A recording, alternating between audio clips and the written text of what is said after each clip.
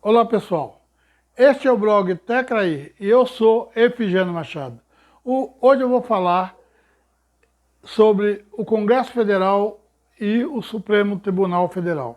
O Congresso Federal, ele simplesmente aprovou uma nova lei do marco temporal, dificultando que os índios tenham a total direito nas terras que a ele pertence e que já tinha sido aprovado pelo STF, o Supremo Tribunal Federal.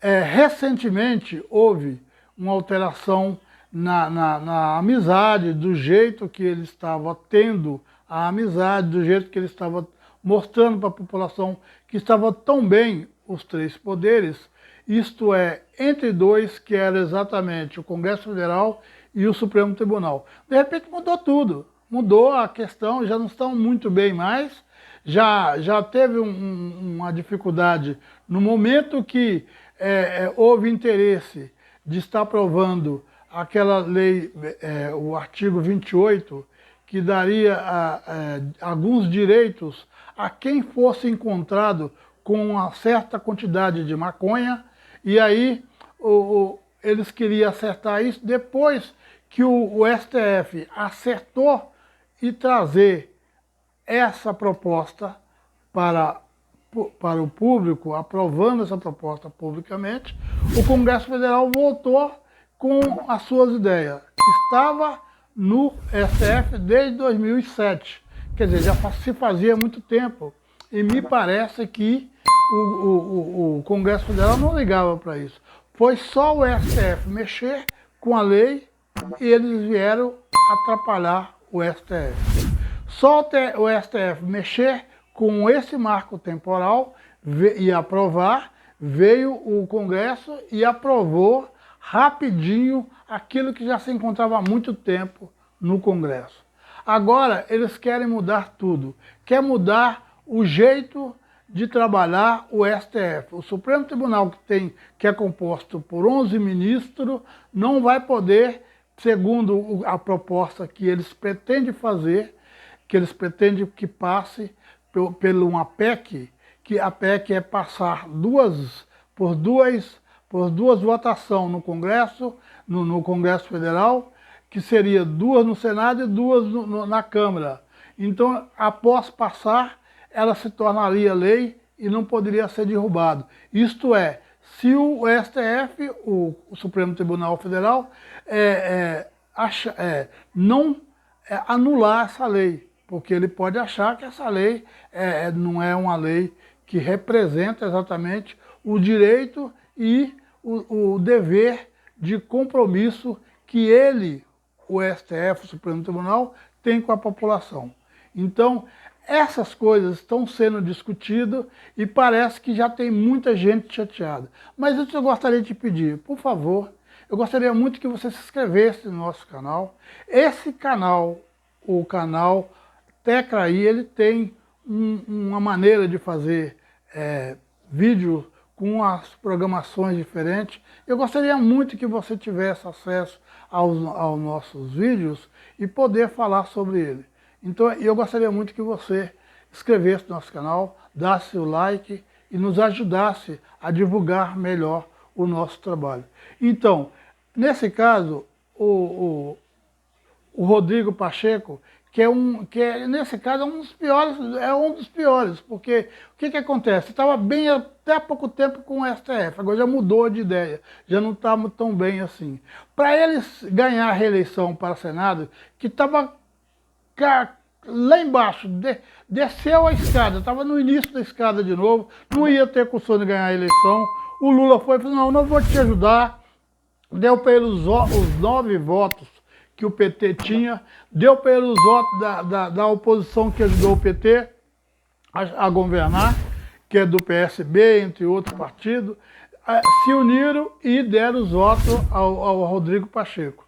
Agora o Rodrigo Pacheco, ele e os senadores que tiveram os votos, que levaram ele novamente a ser presidente do Senado, simplesmente agora está dificultando o Lula.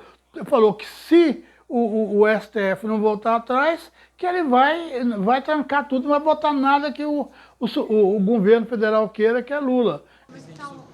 Sobre avaliação para mandato no Supremo Tribunal Federal, como a fala do senhor a respeito, o senhor acha que tem como prosperar? Bom, essa é uma tese que eu já defendi publicamente, continuo a defender, acho que seria bom para o Poder Judiciário, para a Suprema Corte do nosso país, seria bom para a sociedade brasileira termos uma limitação do mandato de ministros do Supremo. Agora que já resolverá a segunda vaga de responsabilidade do presidente Lula, eu acho que preenchida essa vaga é o momento de nós iniciarmos essa discussão no Senado Federal e buscarmos a elevação da idade mínima para ingresso no Supremo Tribunal Federal, a fixação de mandatos na Suprema Corte, num tempo também que dê estabilidade jurídica até para a formação da jurisprudência do país. Essa é uma tese aplicada em outros países do mundo, é uma tese defendida por diversos segmentos, inclusive por ministros e ex-ministros do Supremo Tribunal Federal, e eu acho que é uma tese possível de ser debatida e discutida no Senado Federal. Presidente, sobre o marco temporal, o Congresso se debruçou, STF já tinha votado antes, há alguma negociação ou preocupação do Senado hoje em relação aos vetos presidenciais, se vai votar o texto, se vai vetar o texto, se vai ser parte, tem alguma parte que já está em discussão? A discussão do marco temporal, ela remonta a muitos anos no Congresso Nacional, a Câmara teve esse projeto tramitado durante mais de década, e aprovou o projeto nesse ano, encaminhou ao Senado Federal, nós o recebemos, fizemos um acordo nesse sentido de procedimento, eu não permiti que fosse ao plenário do Senado diretamente como urgência, submeti às comissões do Senado Federal, tanto a Comissão de Agricultura como a Comissão de Constituição e Justiça, foram deliberadas essa matéria, foi deliberada essa matéria nas duas comissões, e havia um compromisso de minha parte de deliberadas nas comissões, aí sim, só depois disso, submeter ao plenário do Senado. Então cumprimos o acordo e aquilo que eu havia palavrado com os líderes no Colégio de Líderes em relação a esse projeto, e o entendimento da maioria do Senado, respeitado obviamente a minoria que pensa diferente, foi no sentido da fixação do marco temporal, que na verdade era uma tese do próprio Supremo Tribunal Federal, anos atrás, e que agora houve uma reversão de entendimento pelo Supremo Tribunal Federal. A partir dessa votação, agora há uma etapa que é uma etapa importante, que é a que aperfeiçoa o projeto de lei, que é a da sanção ou do veto do presidente da República. Havendo sanção, vai para o ordenamento jurídico como lei. Havendo veto, ainda será submetido ao Congresso Nacional. De modo que o que eu posso dizer é que o Congresso Nacional, tanto Câmara quanto Senado, afirmou o Congresso a constitucionalidade do projeto, tanto que votou o projeto e o seu mérito. E agora cabe ao presidente da República avaliar na apreciação da sanção do veto do projeto. Então, quer dizer, o Lula tem alguma coisa a ver com o que o Supremo Tribunal faz? Então, eu não entendo, eu acho que é complicado. E é bom lembrar o Rodrigo Pacheco que ele não tinha voto, ele tinha menos de 30 votos e todos os votos que ele teve foi uma composição de ideias e força do presidente Lula que levou exatamente as pessoas a votar nele. Ele, só do PT foi 9 votos, só os 9 votos do PT foi para o Rodrigo Pacheco. E se elegia naquela época, ele só poderia se eleger com 41 votos para cima. Então, 9 votos só foi do PT, que os 9 votos do PT foi, e os outros do partido de esquerda. Praticamente tinha 30 e poucos votos. E não ia ganhar mesmo. Agora que ele ganhou, ele fica todo cheio de querer mandar. Só que existe uma coisa, ele não sabe. Ele vai querer armar isso aí, e quem vai cair fora em cima da hora vai ser o Arthur Lira. Arthur Lira não irá aprovar essa PEC na hora que chegar na Câmara Federal. Preste atenção que você vai ver. Eu gostaria muito que você entendesse que não é nada pessoal, é uma questão de ponto de vista. E o meu ponto de vista não está casando muito bem com aquilo que o Pacheco quer, com aquilo que o Pacheco não enxerga, com aquilo que o Pacheco deveria entender e perceber que as coisas não podem ser igual a ele pensa, não. As balizas que delimitam o campo de ação de cada um dos poderes do Estado. E é importante sempre que nós saibamos nos conter, cada poder desta nação, nos seus limites constitucionais. E eu tenho absolutamente certeza de que o Parlamento brasileiro os obedece, os cultiva e os respeita. E aí eu percebo que o Pacheco, ele se encontra perdido. Parece que ele está fazendo praticamente uma ameaça ao governo federal e, ao mesmo tempo, ao Supremo Tribunal. Agora, já pensou? Imagina você, e se eu estiver fazendo essa ameaça e esta ameaça não dá certo?